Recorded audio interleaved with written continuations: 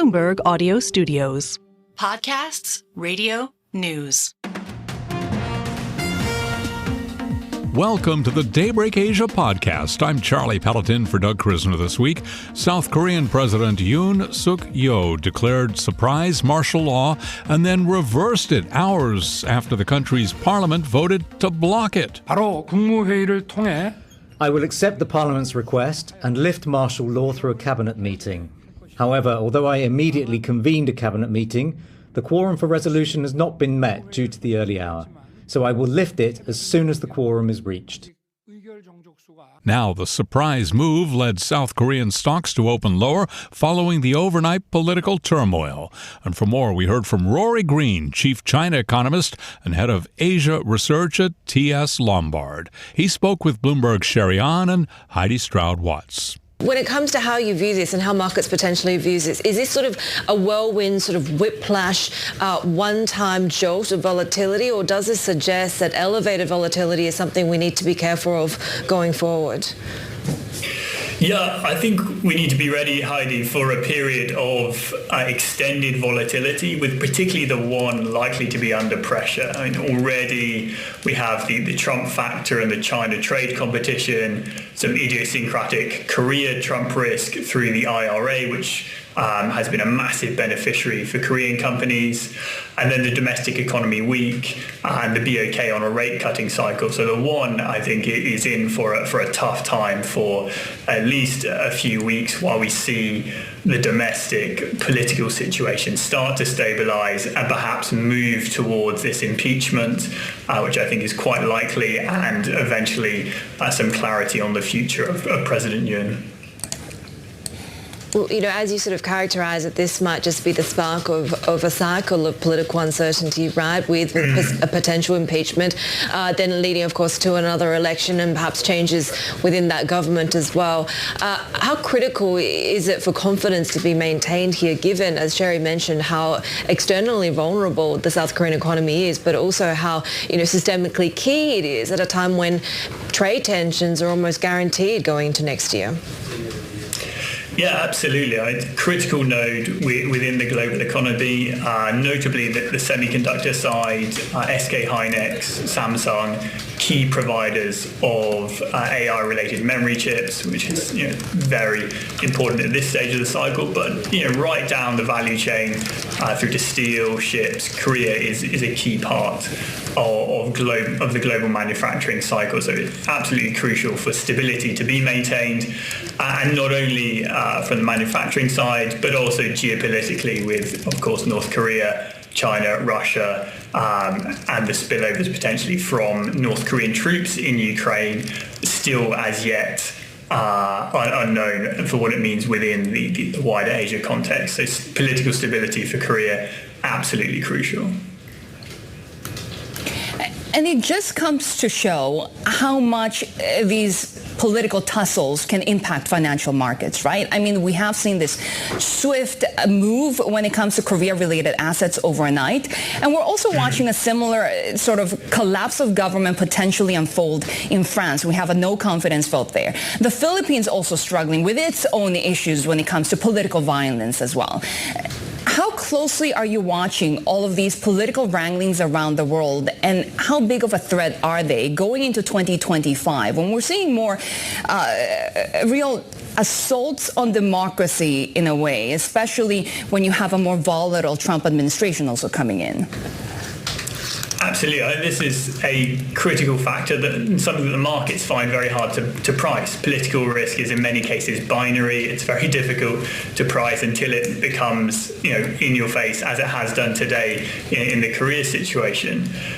Clearly now, with inflation high, there is a very strong anti-incumbency bias globally. We've seen this in a number of elections, and that is going to persist well into the 2025. I think Korea could see a relatively quick resolution compared to, say, some of the European issues that you mentioned, Sherry Ann. So it's definitely a key factor globally, and not least within China, where these issues are less visible from a protest and a vote standpoint.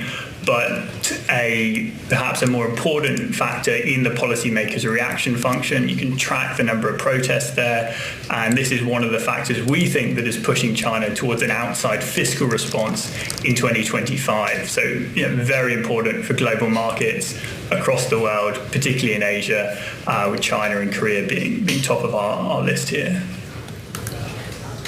We're looking at the iShares MSCI South Korea ETF trading in Australia right now, and we're seeing the lowest levels in a few weeks already. What will be the key transmission mechanism and the fastest to unfold given these political risks, geopolitical risks around the world, Rory? Will it be through the currency mechanism, and how much more difficult does that make the jobs of the central banks around the world?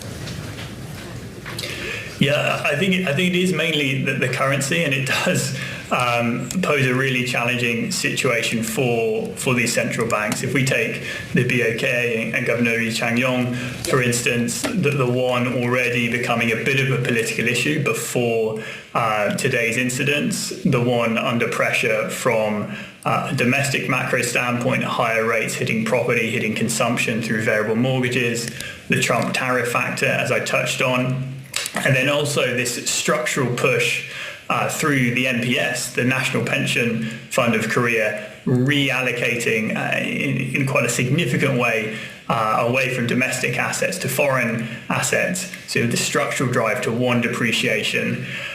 So the BOK was already in a very difficult position managing the won, trying to prop up the domestic economy. And that's been complicated, to say the least, by today's events. So the currency clearly an issue for the BOK. I think this puts them on course for probably another cut, maybe in early January, as they try to regenerate a bit of momentum back into the economy. China too, similar issues with a political directive to maintain a strong RMB, which is directly at odds with the monetary policy needed to support growth within the economy and to counteract potential Trump tariffs. So within the region, the currency dynamics add countercurrents to the politics, and that is going to be a key dynamic to watch through 2025.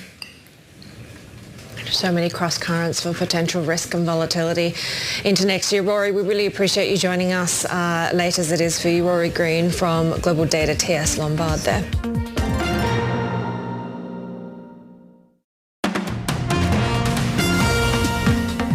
Welcome back to the Daybreak Asia podcast. I'm Charlie Pellett. Doug Krisner has the week off. Stocks in Asia declined after South Korea's political turmoil, triggered by a brief imposition of martial law, caught global investors off guard. For a macro outlook, we heard from Elfreda Jonker, Alphinity Investment Management Client Portfolio Manager. And she spoke with Bloomberg Sherian and Heidi Stroud-Watts. This, of course, at a time we're also seeing political upheaval in France, to a degree in Germany as well. What is the sort of best prism for investors to be looking at this? Yes, I think we have been dealing with a lot of geopolitical risks over the last year already, with the Middle East and Ukraine, Russia. And now this, I think, basically what it means for investors is just more volatility, more uncertainty, and something that you need to bear in mind when you look at investments, to say how much of these sort of broader risks impact the companies that I invest in, and should I adjust the valuation that I'm willing to pay for it, or willing to keep it until a certain point. But so far it's been interesting. We haven't actually seen the markets reacting very aggressively to this. It's probably still early days for both. Should we sort of steer ourselves for potentially a longer-term new normal of political uncertainty, particularly as we know next year when it comes to US foreign policy, trade policy, fiscal policy, it could all be quite different? Yes, I think that probably is one of the biggest risks for next year, in our view, is that we've already seen the Trump trade happening. So the market's pricing in a lot of sort of blue sky, we believe, at this point in time, with tax cuts, obviously tariffs still coming through. There's a lot of uncertainty. We don't know how it's going to play out. So what Trump was saying is it's really just the starting point of his negotiations. So I think throughout the whole year and probably throughout the next 4 years, we will have to deal with a lot of Trump, a lot of commentary from him, and changing his mind potentially throughout as well. Given the external risks with the Trump trade, potential tariffs, given the risks coming from the Fed easing next year, how would you assess South Korean assets today as we might see the impeachment proceedings of President Yoon Suk-yeol unfold if the opposition actually pushes this through? Yes, I think these sort of things can definitely have a ripple effect through the broader sort of Asian economies and the world economies. It is, at this point in time, probably the 13th largest economy in the world, so it's not small. It will definitely, I think, cause a lot of sort of pause for concern to say, how will this evolve? I think if you look back at South Korea and the history of the previous sort of presidents there, they have a history of a lot of uncertainty and political upheaval as well. I think from an investor's point of view and our exposure specifically, we don't currently have any positions directly in South Korea. But if you think about the semiconductor supply chain, companies like SK Hynix and Samsung do account for the majority of high bandwidth memory. So that is something we need to bear in mind if you think about bigger investments like an NVIDIA and also the broader semiconductor supply chain. Where will you be impacted? I think at this point in time, it's really just too early to tell if this will have a bigger impact on the companies itself rather than just political uncertainty and implications for the government and the currency and so forth. You mentioned semiconductors, and of course, tech has been a huge trade in 2024. But even when it comes to the broader global space, we are seeing this continued tit-tat between Washington and Beijing. Beijing now retaliating on that increased export ban when it comes to Chinese access to advanced technologies. How would you rate this environment right now going into 2025? Can you still see some upside in these tech names, especially around chips? Yes, I think we have been invested in that space for quite some time. And NVIDIA, we previously had SK Hynix, we sold it quite a while ago. But I think the broader theme for us is that if you look at the Mag 7 and particularly big tech and the semiconductors, it's really been on the front end of the AI sort of evolution. And what we are seeing now is sort of moving towards that second stage, which is more infrastructure, companies like Apple benefiting. And then also of late, we have been adding onto the third stage, which is the services and software that sit on top, like a ServiceNow, for example. So we have been taking profits in some of those big semiconductor names over the last while. I think we need to bear in mind that, yes, the valuations have run as well. And if you look at the expectations, they're still delivering a lot of earnings growth. But we just feel that it's probably time to be a bit more cautious and try and see if you can't broaden your portfolio out to other areas within that AI supply chain and also then the broader economy and sectors into next year. And political fighting over budgets really about to potentially topple the French government as well, right? Which is pressuring the broader euro area. Any opportunities at this point that could pay off in the long run? Yeah, so we recently, one of our investment team members went to Europe, and I think he came back and really felt that there were quite slim pickings across the board.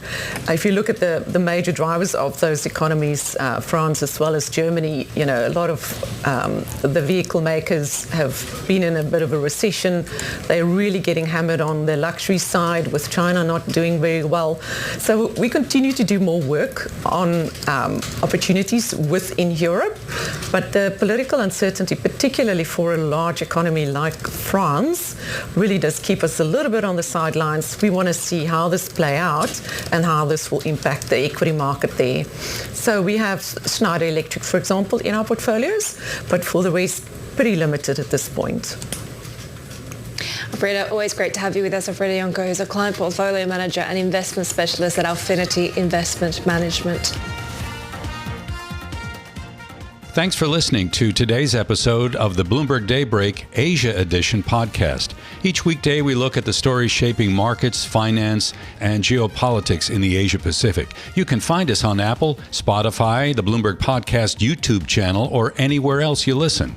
Join us again tomorrow for insight on the market moves from Hong Kong to Singapore and Australia. I'm Doug Krisner, and this is Bloomberg.